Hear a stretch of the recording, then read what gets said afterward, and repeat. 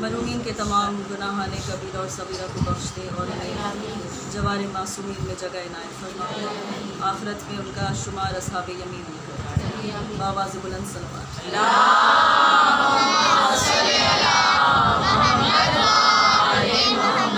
عجل فرجہ۔ لا حول ولا قوة إلا بالله العلي العظيم۔ أعوذ بالله من الشيطان اللعين الرجيم، بسم الله الرحمن الرحيم، الحمد لله رب العالمين، والصلاة والسلام على ختم الأنبياء والمرسلين، سید النبیین جد الحسن والحسین ابو القاسم محمد، اللهم صل علی محمد وآل محمد، عجل فرجهم وأهل بيته الطيبين الطاهرين المعصومين المظلومين، ولعنة الله على أعدائهم أجمعين، أما بعد فقد قال الله تعالى في كتابه الحكيم والقرآن المجيد، بسم الله الرحمن الرحيم، هو الذي بعث في الأميين رسول منهم، صدق الله العلي العظيم، صلوات اللهم صل على محمد وآل محمد۔ ساری تعریفیں اس خدائے بزرگ و برتر کے نام کہ جس کے قبضہ قدرت میں کائنات کا ہر نظام ہے۔ درود و سلام محمد و آل محمد۔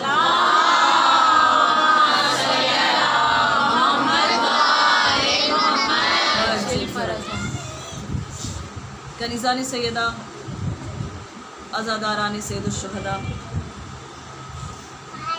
کسی کے نہ ہونے والے وقت نے، کسی کے لیے نہ ٹھہرنے والی زندگی نے اور ہمیشہ بدلتی قسمت نے ہم پر یہ مہربانی کی ہے کہ ہمیں اتنی مہلت دی ہے، اور اس سعادت مندی سے زمانے کے معصوم ولی العصر عجل اللہ تعالیٰ فرجہ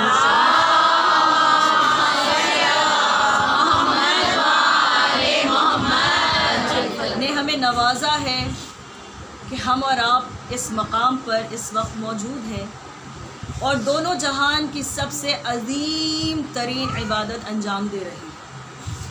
عزیزان گرامی، جو ہمارا معمول ہے، جو ہمارا فرض ہے، اور جو عین شرافت کی دلیل ہے کہ انسان جب بھی ان مجالس میں آیا کرے، ان محافل میں شرکت کرے، تو ان اپنے محسنوں کو ضرور یاد کرے کہ جن کی نفوس کی پاکیزگی کی یہ دلیل ہے، اور جن کی تربیت کا یہ نتیجہ ہے کہ ہم اور آپ راہ راست پہچانتے ہیں۔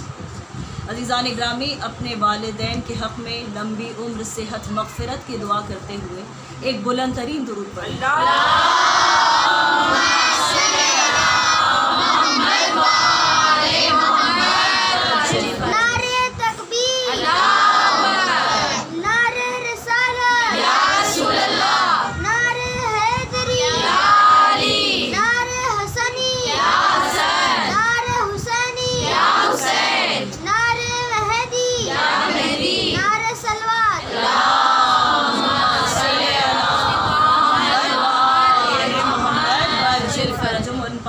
کے ساتھ انشاءاللہ کہ اپنا ذکر آپ کے سامنے پیش کروں گی کہ عزیزان گرامی، سورہ مبارکہ جمعہ قرآن مجید کا کہ جس سے ہم سب کسی حد تک آشنا ہیں، کہ جس میں پروردگار کہہ رہا ہے بسم اللہ الرحمن الرحیم، هو الذی بعث فی الامیین رسول منہم یتلو علیہم آیاتہ۔ پہلا کام کیا ہے کہ ہم نے مبعوث کیا تم میں ایک رسول، ہم نے ایک رسول مبعوث کیا، ہم نے اسے نصب کیا، ہم نے اسے اپوائنٹ کیا، ہم نے اسے انوائنٹ کیا، ہم نے اسے بھیجا، تمہارے پاس ارسال کیا، کس لیے کہ وہ آیات کی تلاوت کر کے تمہیں سنائے، وَيُزَكِّيهِمْ، اور تمہارے نفسوں کو پاک کرے، وَيُعَلِّمُهُمُ الْكِتَابَ وَالْحِکْمَةَ، اور کیا کرے کہ تمہیں کتاب اور حکمت کی تعلیم دے. اور اس کے بعد اللہ کہتا ہے وَإِن كَانُوا مِن قَبْلُ لَفِي ضَلَالٍ مُبِينٍ، اور یقیناً کہ اس کے پہلے تم کھلی ہوئی مبین گمراہی میں مبتلا تھے. تم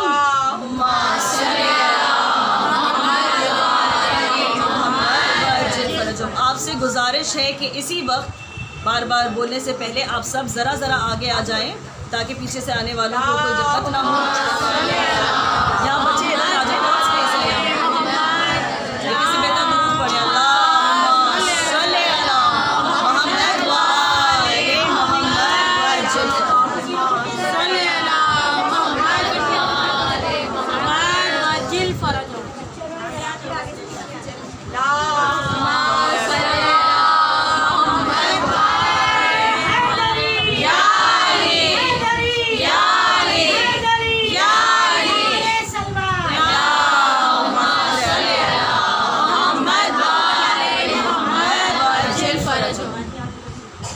آپ سے گزارش ہے کہ اپنی توجہات ذرا اس طرف مائل رکھیں انشاءاللہ کہ یہ ذکر بہت عظیم ذکر ہے. کوشش یہ کیجئے کہ موبائل فونز آپ کے سائلنٹ رہیں، اور پڑھنے والے کی حیثیت تو کیا ہوتی ہے میں نہیں جانتی، لیکن بہرحال میری کچھ نہیں ہے، لیکن اس ذکر کی بہت زیادہ ہے. تو آپ کوشش یہ کیجئے کہ کچھ مس نہ ہو. تو عزیزان گرامی، 4 پہلو ہیں تبلیغ کے کہ جو ہماری نظر کے سامنے آتے ہیں، اور آیات بہت مختلف مجازات کی ہیں قرآن مجید میں، لیکن یہ آیت جو ہے یہ پالیسی میکنگ آیت ہے. یہ آیت کیسی ہے کہ جو ایک اعلان کر رہی ہے اللہ کی ایک پالیسی کے بارے میں. کوئی بات ہے جو آپ تک اگر پہنچ گئی انشاءاللہ تو پھر آپ سمجھ پائیں گے کہ تبلیغ کرنے والا ہادی جو زمانے میں آتا ہے تو کیوں آتا ہے. اللہ کہہ رہا ہے کہ ہم نے مبعوث کیا تم میں. اب ترجمہ یہ کیا جاتا ہے کہ تم میں سے نہیں، تم میں ہم نے بھیجا، یعنی تم اور ہو، آنے والا اور ہے نا. تم اور ہو، آنے والا اور ہے. اور پھر کیا کہا؟ یتلو علیہم آیاتہ، وہ کیا کرے گا کہ تمہیں آیات پڑھ کر سنائے گا. پہلا کام. دوسرا کام کیا کہ تمہارے نفسوں کا تزکیہ کرے گا، تمہارے نفسوں کو پاک کرے گا. تیسری کیا بات ہے کہ تمہیں کتاب کا علم دے گا. اور چوتھی کیا بات ہے کہ تمہیں حکمت کا درس دے گا، تمہیں حکمت کا درس دے گا. تو عزیزان گرامی، عرض یہ کرنا چاہتی ہوں آپ کے سامنے کہ 4 پہلو ہیں تبلیغ کے جو بہت اہم ہیں. جیسا کہ میں نے کہا کہ یہ پالیسی میکنگ آیت ہے قرآن مجید کی. اور عزیزان گرامی، ایک پورا روڈ میپ آپ کو دیا گیا ہے کہ اللہ نے اپنے نبی کو کیوں بھیجا، کیوں بھیجا. اور یہ بدلاؤ لانے کے لیے بھیجا، اس لیے کہ اللہ پھر کہہ رہا ہے کہ بے شک تم اس کے پہلے کھلی ہوئی ذلت میں مبتلا تھے، کھلے ہوئے گناہ میں مبتلا تھے. اللہ کے نزدیک گناہ اور ذلت برابر ہے.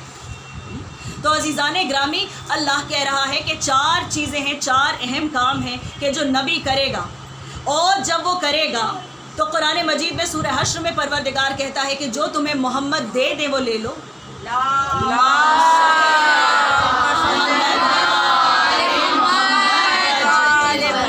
اور جس چیز سے روک دے رک جاؤ. بھائی یہی ہے نا کہ جو دے دے لے لو، جس چیز سے روک دے رک جاؤ. تو یہاں 4 چیزیں دی امت کو، اور امت کی اکثریت نے کہا حسبنا کتاب اللہ، کہ ہمارے لیے اللہ کی کتاب کافی ہے. تو عزیزان گرامی، دیا کیا تھا، آیا کس لیے تھا کہ آیت پڑھ کر سنائے. پھر کیا کہ نفسوں کا تزکیہ کرے. پھر کیا کہ کتاب کا علم دے. پھر کیا کہ حکمت کا درس دے. تو عزیزان گرامی، جن لوگوں نے صرف کتاب کا علم اپنے لیے چوز کر لیا، پہلی بات تو یہ کہ کتاب کا علم انہیں ملا ہی نہیں. اور جن لوگوں نے اپنے لیے اس چیز کو چوز کر لیا عزیزان گرامی، یہ کہہ کر حسبنا کتاب اللہ، انہوں نے کیا کیا؟ ایک درود پڑھیں مل کر.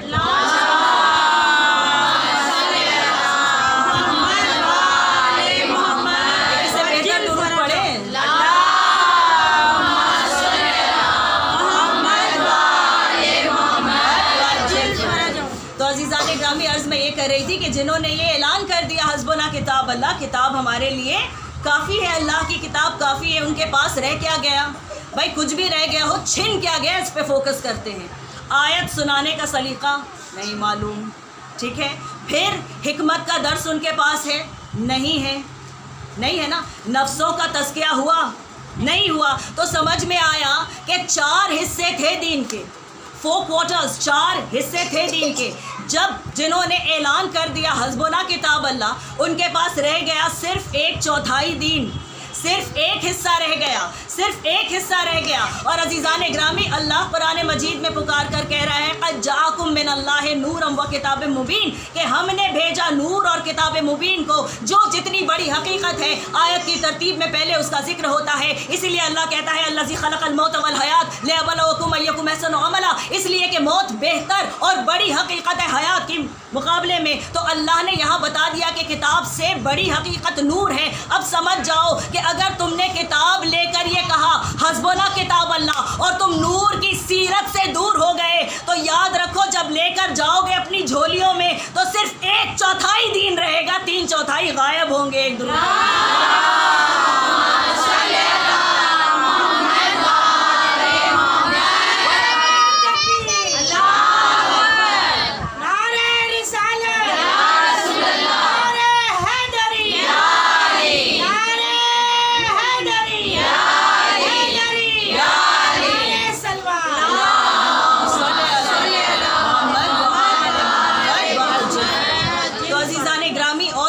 چلا کہ ادھورا دین بہرحال لے کر ہمیں نہیں جانا ہے، نہیں جانا ہے. کتاب رہ گئی ہے تو ظاہر ہے کہ یہ باقی 3 پہلو بھی پورا کرنے والا کوئی شخصیت، پورا کرنے والی کوئی شخصیت ضرور اس زمانے میں موجود ہے. اور عزیزان گرامی دیکھیے کہ آیت کا مجاز کیا ہے کہ اللہ کہہ رہا ہے کہ ہم نے تم میں مبعوث کیا، تم میں سے نہیں، تم علیحدہ ہو، میرا نبی علیحدہ ہے. اور اس کے بعد جو دوسری بات کہی نا کہ یتلو علیہم آیات ہی، وہ تمہیں آیات پڑھ کر سنائے گا.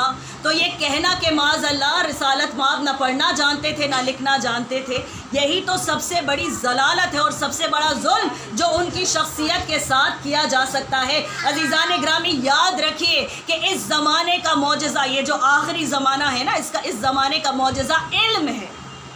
امت محمدی کے پاس جو سب سے اہم چیز ہے وہ علم ہے. آج دنیا بول رہی ہے انفارمیشن از پاور.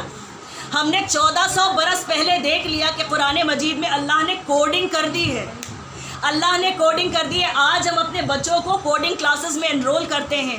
یہ جو سارے ایپس ہیں آپ کے اسمارٹ فون پہ، یہ کیا ہے؟ کوڈز ہیں، ہے نا، کوڈنگ ہے یہ. عزیزان گرامی ایک نقطہ ہے، ہاتھ لگائیے سب کچھ بتا دیتا ہے. اشارہ سمجھ رہے ہیں؟ تو ایک نقطہ ہے، ہاتھ لگائیے سب کچھ سمجھ میں آ جائے گا. اس امت میں جو سب سے قیمتی شے ہے وہ ہے علم.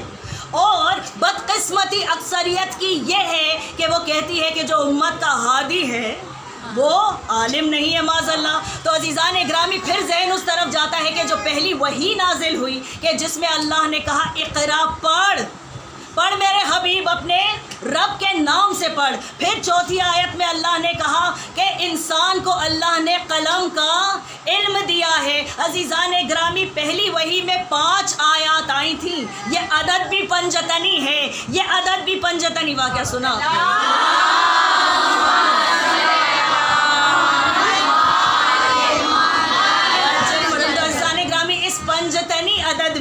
اس پنجتنی عدد میں ہم نے کیا دیکھا کہ اللہ کہہ رہا ہے اقرا بسم ربک الذی خلق، پڑھ میرے حبیب اس رب کے نام سے کہ جس نے تجھے خلق کیا، جس نے تجھے خلق کیا. عزیزان گرامی سمجھ میں آ گیا کہ آیات لینا، ان کو اسی امانت داری سے لوگوں تک پہنچانا اور ایسے لوگوں تک پہنچانا کہ جو کچھ نہ جانتے ہیں کچھ نہ مانتے ہیں، یہ بہت بڑا کام ہے اور سوائے رسول کے یہ کوئی کر نہیں سکتا. تو عزیزان گرامی دوسرا فرق بھی ہمیں یہیں سے مل گیا کہ تم پڑھنے والے ہو، وہ پڑھانے والا ہے. اور یاد رکھنا کہ جو انسان اپنے استاد کا حق ادا نہیں کرتا، اللہ اسے کسی عزت کے قابل نہیں رکھتا، اللہ اسے کسی عزت کے قابل نہیں رکھتا. توجہات اس طرف مائل رکھیں گے انشاءاللہ.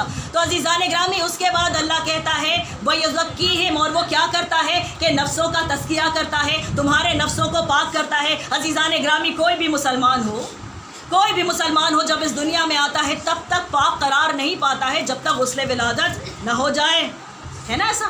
جب تک غسل ولادت نہ ہو جائے وہ پاک نہیں ہوتا. اور جب اس دنیا سے جاتا ہے غسل میت واجب ہے، ورنہ ورنہ وہ اس نجاست کے ساتھ اپنے رب کے حاضر پہنچ جائے گا. تو عزیزان گرامی سمجھ میں آ گیا کہ شروعات انسان کی زندگی کی اور اس کا خاتمہ دونوں دو نجاستیں ہیں، اور اس کے درمیان انسان کی زندگی ہے.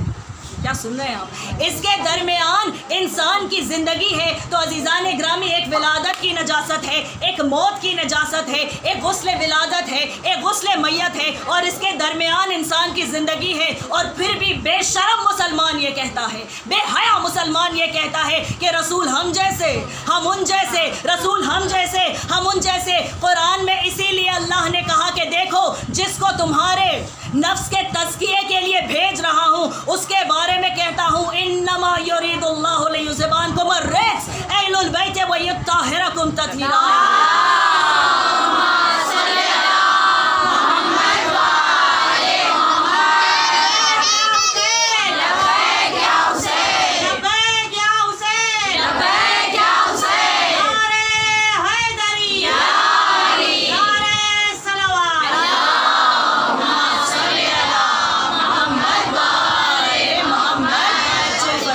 تو سمجھ میں آ گیا. اور اس کے بعد کیا کہتا ہے اللہ؟ اس کے بعد کیا کہتا ہے کہ تمہیں کتاب کا علم دیتا ہے، تمہیں کتاب کا علم دیتا ہے. عزیزان گرامی ماشاءاللہ اس وقت جو میرے سامنے لوگ بیٹھے ہوئے ہیں، ایک تو میرے بزرگ ہیں، سب ایسے چہرے میں دیکھ رہی ہوں بہت دنوں بعد، خود بخود محبت عمر کے آگے آ جاتی ہے. اور دوسری بات یہ، خود میری ماں میری استانی یہاں موجود ہیں، میری پہلی اور بہترین ٹیچر. اور اس مجمع میں مجھے بہت سارے ٹیچرز ہر جگہ نظر آ رہے ہیں الحمدللہ. خود میں بھی فریٹرنیٹی کو بلونگ کرتی ہوں، تو ہر جگہ اس بات کو انڈرلائن کرنا ضروری سمجھتی ہوں. تو عزیزان گرامی وی ٹیک پرائڈ ان دس. لیکن اللہ کہہ رہا ہے کہ وہ تمہیں کیا کرے گا؟ کتاب کا علم دے گا. یہ ایک چھوٹا سا بچہ ہے میرا بیٹا. اب میں اسے اگر ABCD کی الف بے کی بھی ایک معمولی سی کتاب پڑھانے بیٹھوں، ایک بیسک کتاب پڑھانے بیٹھوں، تو یقیناً مجھ میں کم از کم اتنا علم ہونا چاہیے کہ جتنا اس کتاب میں ہے، ورنہ میں بچے کو پڑھا نہیں پاؤں گی. میں بھی اس کے ساتھ ساتھ اگر سیکھتی رہی، اگر میں بھی اس کے ساتھ ساتھ ڈسکور کرتی رہی کہ اچھا اس کے بعد یہ اور اس کے بعد وہ ہے اور ایسا ویسا، تو پھر معاملہ وہیں پر غرق ہو جائے گا. تو عزیزان گرامی سمجھ میں آ گیا کہ جو کتاب کا علم دینے والا ہوتا ہے اسے کل کتاب کا علم پہلے سے دیا ہوا ہوتا ہے. اور عزیزان گرامی یہ کوئی ایسی ویسی کتاب تو ہے نہیں، یہ وہ کتاب ہے کہ جو اللہ کا حرف آخر ہے، اس کی حجت آخر ہے. This is the final word of God. اور اللہ اس کے بعد اور کوئی کنوینر بھیجنے والا نہیں ہے، کوئی صحیفہ بھیجنے والا نہیں ہے، کوئی کتاب بھیجنے والا نہیں ہے. اسے ام الکتاب کہا جاتا ہے، جو تمام کتابوں کی ماں ہے. تو عزیزان گرامی دیکھیے کہ جس کو اس پوری کتاب کا علم ہے بس وہی علم دے سکتا ہے. تو عزیزان گرامی کیا پھر یہ بحث ہے، کیا بحث ہے کہ ثقلین میں سے بڑا کون ہے اور چھوٹا کون ہے، کہ کس کا وزن زیادہ ہے، کس کی اہمیت زیادہ ہے. عزیزان گرامی پھر سے وہی اگزامپل آپ کو دوں گی، پھر سے وہی انالوجی. ایک بڑے سے کمرے میں روشنی کر دیجئے، ماحول خوشگوار بنا دیجئے، بہترین ممکن کتابیں بچے کے سامنے رکھ دیجئے اور اس سے کہیے پڑھو پڑھو. آپ کہیں نا بسم اللہ، جنہوں نے حسبنا کتاب اللہ کہا کہیں اقرا کہہ کے پڑھائیں اپنے بچوں کو. دیکھیں بچہ کتنا پڑھ سکتا ہے اگر استاد موجود نہ ہو. تو عزیزان گرامی سمجھ میں آ گیا کہ استاد کے بغیر کتاب کوئی علم نہیں دے سکتی ہے. اور دوسری بات یہ کہ جتنا علم کتاب میں ہے استاد کو اتنا آنا چاہیے اور اس سے بھی زیادہ آنا چاہیے، تاکہ وہ اپنے شاگرد کو وہاں سے آگے لے جائے. عزیزان گرامی اسی لیے اللہ نے کہا کہ میرے حبیب ان سے کہہ دے قل انما انا بشر مثلکم یوحی الی، کہ میں بھی تم جیسا ایک بشر ہوں. ایک فرق ہے، مجھ پہ وحی آتی ہے، مجھ پہ وحی آتی ہے.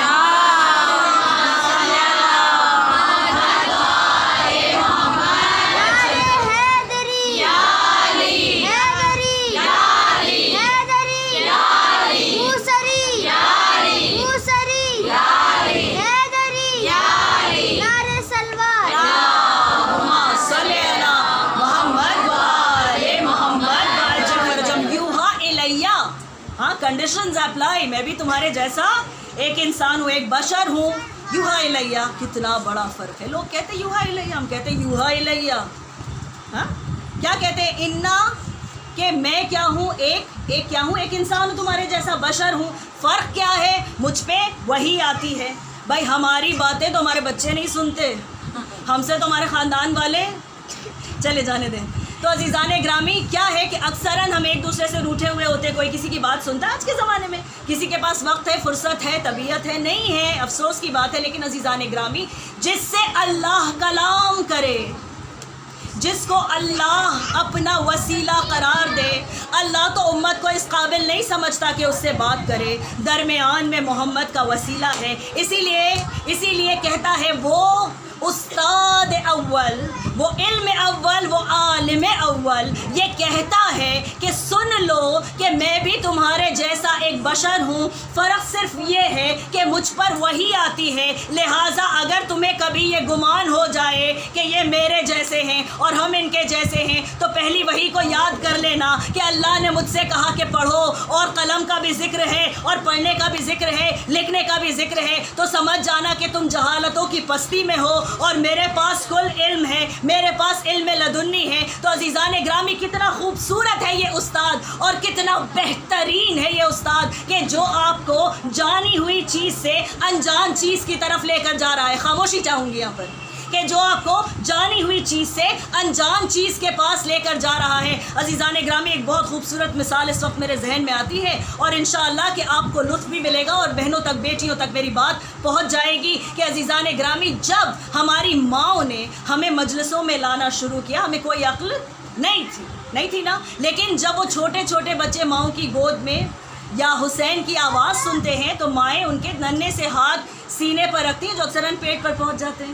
ایسا ہے یا نہیں ہے؟ پھر عزیزان گرامی آہستہ آہستہ جب وہ چلنا شروع کرتا ہے تو اسے سکھایا جاتا ہے کہ تم ایک جگہ بیٹھو، ادب ضروری ہے. امام باڑے میں آئے ہو تو مجلس میں آئے ہو. پھر آہستہ آہستہ اس میں شوق جاگتا ہے، لڑکپن میں جب آتا ہے چاہتا ہے کہ میں حصہ لوں اس میں. عزیزان گرامی اگر اس وقت اس سے حکمت کی باتیں کر دی جائے وہ نہیں سمجھے گا، اگر اس وقت اس سے قربانی کا مفہوم سمجھا دیا جائے وہ نہیں سمجھے گا. اسے پہلے جانی ہوئی چیزوں سے آہستہ آہستہ، منزل بمنزل، مرحلہ پر مرحلہ لے کر چلنا ہوگا، اور اس کے بعد وہاں پہنچانا ہوگا کہ جس کے بعد اسے یہ سمجھ میں آئے کہ میری زندگی کا مقصد ہی عزاداری ہے. اب عزیزان گرامی سمجھ میں آیا کہ ماؤں سے اللہ نے وہ کام لیا ہے جو سابقہ زمانے میں انبیاء کر رہے تھے. درود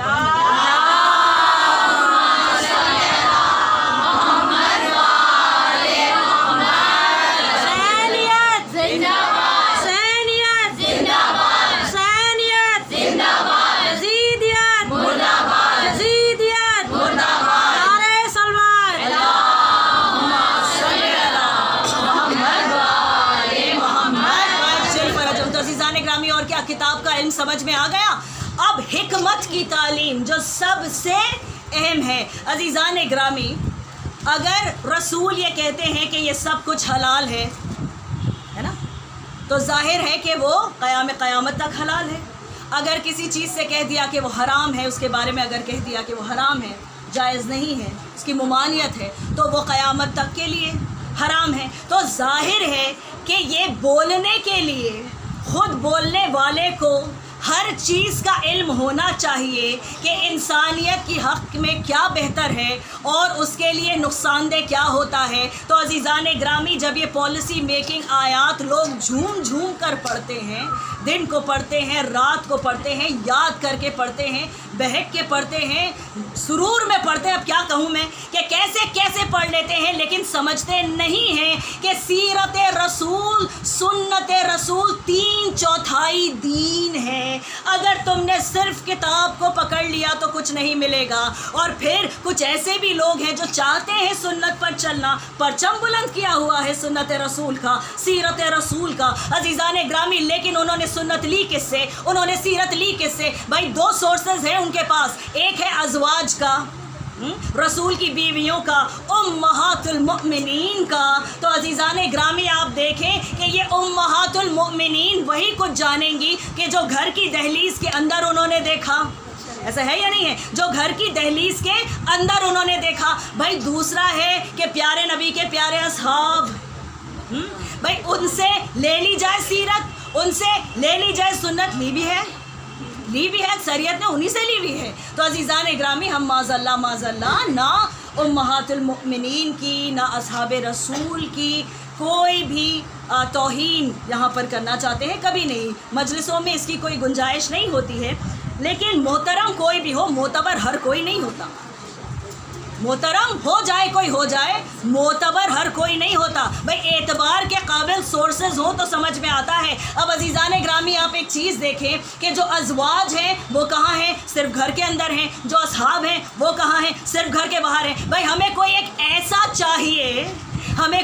ایسا چاہیے کہ جو گھر کے اندر بھی ویسے ہی ساتھ رہتا ہو کہ جیسے گھر کے باہر ساتھ رہتا ہو، جو جنگ میں بھی موجود ہو، جو مسجد میں بھی موجود ہو، جو صلح میں بھی موجود ہو، جو زیر قصہ بھی موجود ہو، جو مباہلہ میں بھی موجود ہو. عزیزان گرامی، ہمیں تو ایک ایسا دروازہ ملا اور ایک واحد دروازہ ملا کہ جو مسجد نبوی میں کھلتا تھا. کسی کے گھر کا دروازہ مسجد نبوی میں کھلتا تھا، کسی کے گھر کا دروازہ مسجد نبوی میں کھلتا تھا. اور خدا کی قسم کہ یہ شرف مسجد کا ہے، دروازے کا نہیں. یہ شرف مسجد نبوی کا ہے کہ علی و فاطمہ کے گھر کا ایک دروازہ اس میں کھل جائے گا.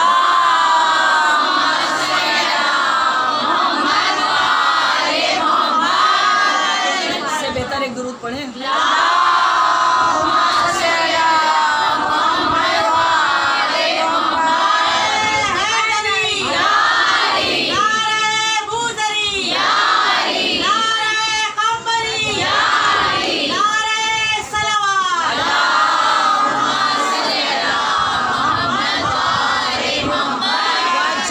تو عزیزان گرامی، سمجھ میں آ گیا کہ پہلے بشر مثلکم کیوں کہا اور بعد میں یوحا الیہ کیوں کہا. سمجھانا چاہتے تھے کہ دیکھو میں الگ ہوں، اور اگر میری سیرت لینا ہے، میری سنت اگر لینا ہے تو کسی ایسے سے لینا کہ جو میرے جیسا ہے. کسی ایسے سے لینا کہ وہ اگر بستر پر سو جائے تو دشمن پہچان نہ سکے کہ خوشبو بھی محمد والی ہے، نور بھی محمد والا ہے، انداز بھی محمد والا ہے، اطمینان بھی محمد والا ہے. اگر میری سنت کو لینا ہو تو کسی ایسے سے لینا کہ جب ہاتھ کو اٹھائیں تو 18 کھجوریں نکلے، کہ جب ہاتھ کو اٹھائیں تو اسی طرح ہیرے اور جواہرات دھومن میں گرے. اگر تمہیں سنت لینا ہے تو ایسوں سے لینا کہ جب میرے ساتھ زیر قصہ جمع ہو جائیں تو ہزاروں برس سے زیارت کرتے ہوئے فرشتے گھبرا کر پوچھے ومن تحت القصہ یا ربی، اے میرے پروردگار یہ تحت القصہ کون ہے، یہ قصہ کے نیچے کون ہے. اور عزیزان گرامی، نور اس قدر ایک دوسرے سے مشابہت رکھتے ہیں کہ جب یکجا ہو گئے، جب جمع ہو گئے تو ہزاروں برس کی پہچان رکھنے والے بھی نہ پہچان سکے. اور اگر میری سنت و سیرت سیکھنا ہے تو ایسوں سے سیکھو کہ جن کے بارے میں قبل اعلان کر کے آ گیا، بعد میں آیت آئی عزیزان گرامی، اور اس پر اسی ترتیب پر ہم لے کر نکلے مباہلہ کا وہ قافلہ. میں نے اللہ کی مرضی سے یہ اعلان کر دیا کہ لے کر آؤ تم اپنے بیٹوں کو، اور ہم اپنے بیٹوں کو لے کر آتے ہیں. لے کر آؤ تم اپنی عورتوں کو، اور ہم اپنی عورتوں کو لے کر آتے ہیں. لے کر آؤ تم اپنے نفسوں کو، اور ہم اپنے نفسوں کو لے کر آتے ہیں. عزیزان گرامی، ہر چیز ٹھیک ہے. بھائی نفس رسول کا ہم سب جانتے ہیں، سلطان ممکنات مولا کائنات علی ابن ابی طالب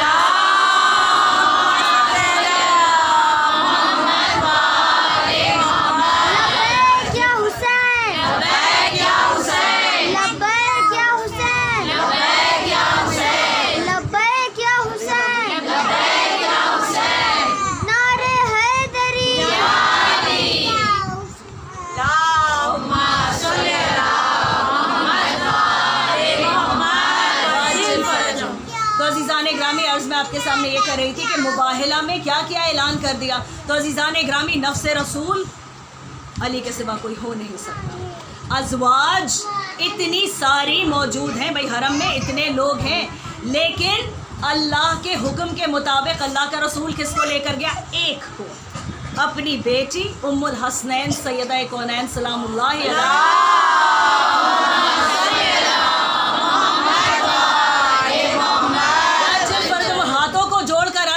پروردگارہ، یہی رسول ہے کہ جس نے مکہ میں ابتری کا تانا سن لیا تھا. یہ کیا بات ہے کہ تو کہتا ہے کہ تم اپنے بیٹوں کو لاؤ، میں اپنے بیٹوں کو لے جاؤں گا، تم اپنے بیٹوں کو لاؤ، ہم اپنے بیٹوں کو لائیں گے۔ عزیزان گرامی، رسول کے بیٹے ہیں کہاں؟ تو سمجھ میں آ گیا کہ از روئے قرآن حسنین شریفین کریمین علیہم السلام جو ہیں وہ کون ہیں؟ رسول کے بیٹے ہیں۔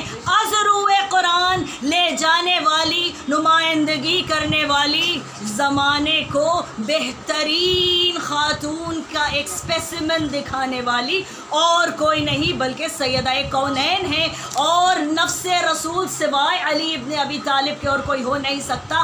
جہاں ہزاروں اصحاب موجود ہیں، جان نچھاور کرنے والے اصحاب موجود ہیں، عزیزان گرامی اتنے چاہنے والے عاشقان رسول اس پوری دنیا میں موجود تھے۔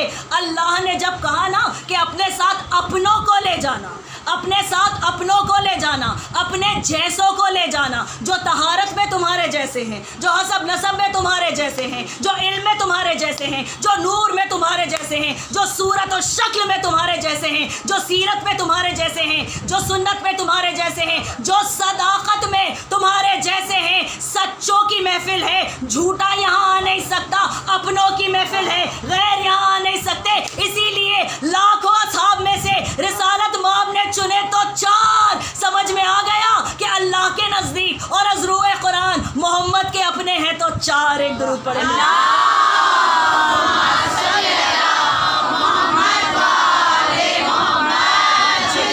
عزیزان گرامی، یہ سچوں کی محفل ہے، یہاں کوئی جھوٹا کبھی آ نہیں سکتا۔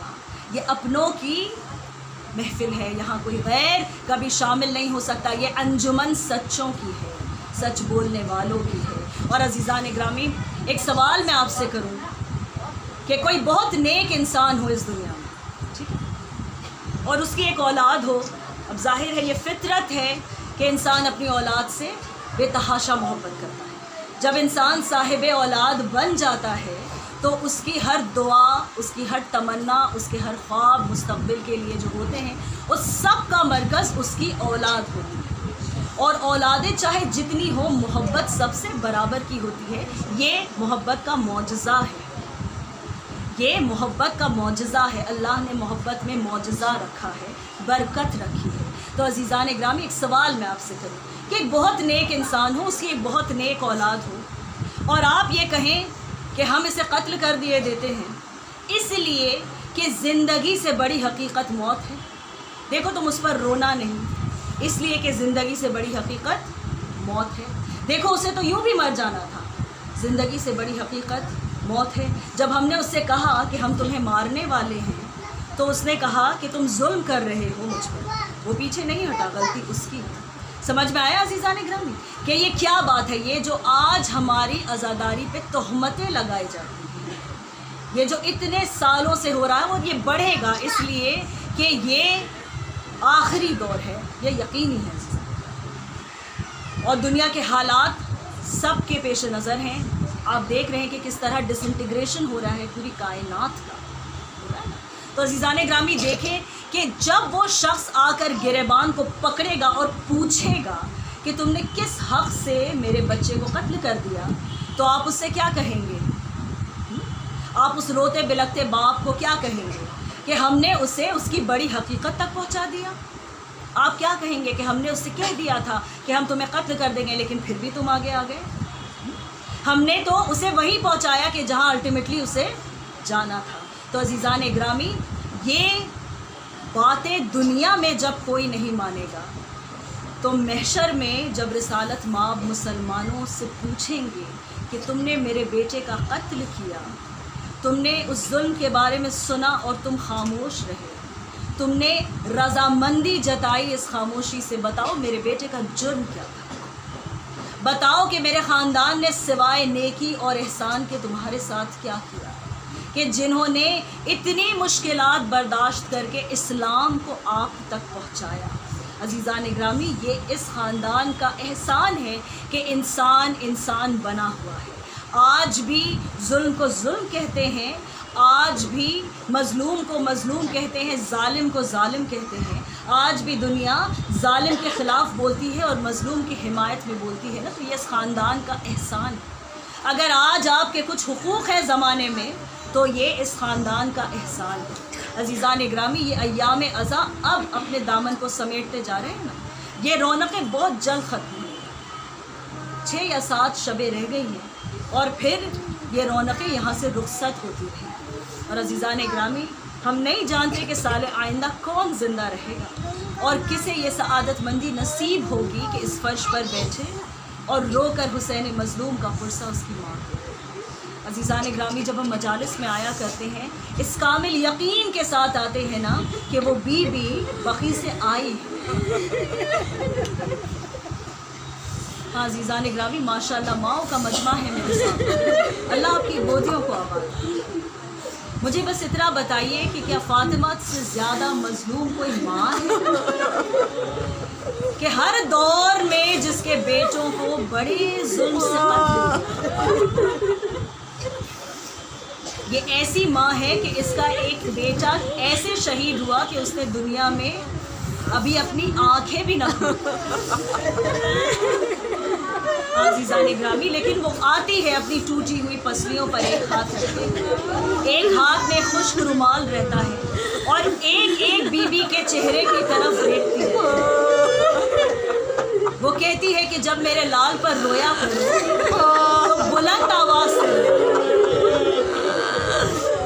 کیوں آتی ہے وہ بی بی ہم گناہگاروں کے آنسوؤں کو لینے کے لیے؟ اس لیے کہ اس کے لال کے جسم پر 1900 زخم، یہ عزادار ہیں کہ جن کے آنسو ان زخموں کا مرہم بنے۔ عزیزان گرامی، میں نے ابھی مصاحب کا آغاز نہیں کیا، لیکن یہ محبت کی دلیل ہے، یہ محبت کے تقاضے ہیں کہ آپ کی آنکھوں سے آنسو جاری ہو گئے، آپ کے گریہ کی صدا بلند ہو گئی، مجلس کامیاب انشاءاللہ۔ لیکن کیا آپ جانتے ہیں کہ جس ماں کو آپ پرسہ دیتے ہیں نا، اس کے لال کے اس جسم کی پامالی کے لیے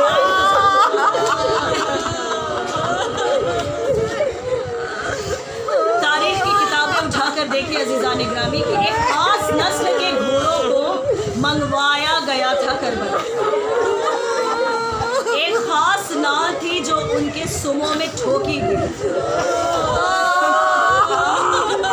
اتنے قوی تھے یہ گھوڑے، اس قدر مضبوط تھے۔ اور کیا گیا عزیزان گرامی کہ جب حسین کے جسم سے سر کو الگ کر کے نیزے پر بلند کر دیا گیا، جب انگوٹھی کو اتارنے کے لیے انگلی کاٹ دی گئی،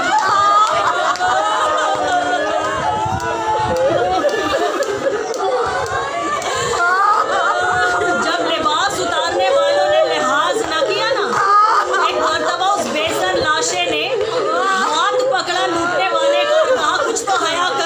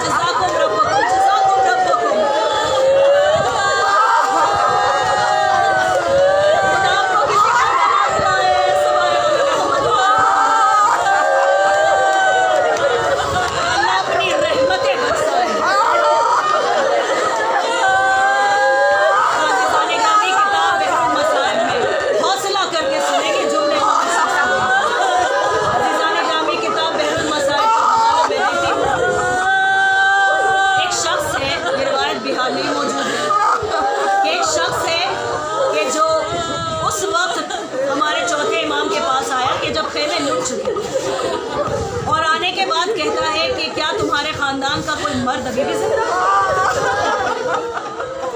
سوال دیکھیے. میرے مولا نے کہا کہ بچے ہیں اور مردوں میں شمار صرف میرا. کہا پھر وہ کون بزرگ ہے کہ جو تمہارے باپ کے بے سر لاشے کے پاس بیٹھا ہوا ہے؟ ارے میرے مولا نے ایک مرتبہ گریہ کیا تھا، تم نہیں پہچان سکتے اس کو. وہ میرے جد رسول اکرم ہے.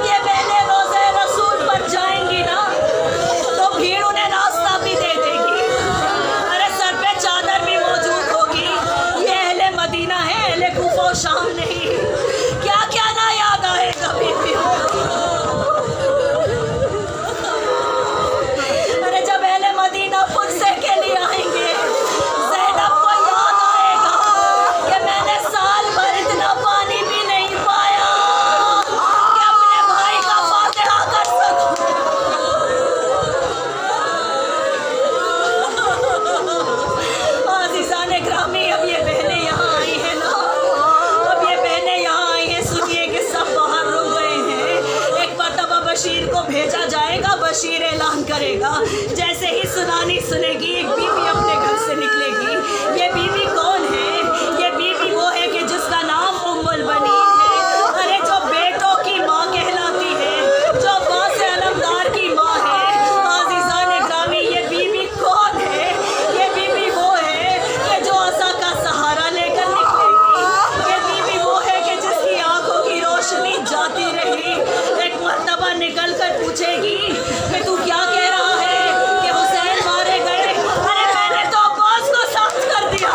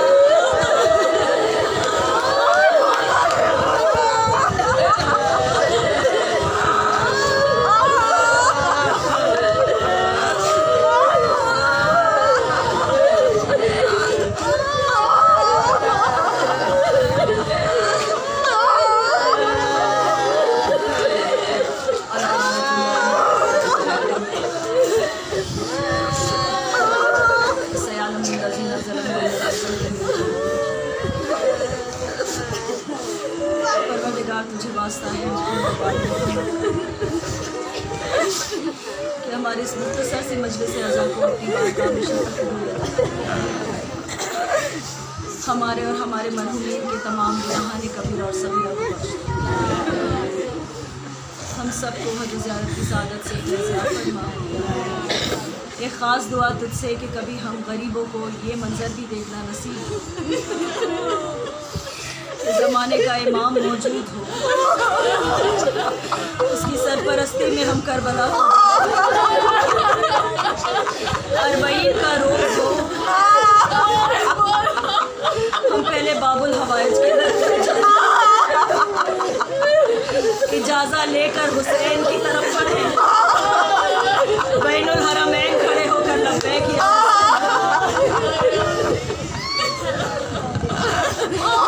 والیان مجلس اور حاضرین مجلس کی تمام دلی مقاصد کو پروردگار تجھ سے خاص دعا و تو فعل باب الحوائج سرکار وفا عباس علمدار علیہ السلام، تجھے اس لہجے کا واسطہ کہ جب میرے مولا کا علم آیا اور بچوں کو یقین ہو گیا کہ پانی مل جائے، لیکن افسوس کہ جب وہ عالم دیکھا اور علمدار کو نہ دیکھا تو سمجھ گئے ہمارے بچوں کو نا امیدیوں سے محفوظ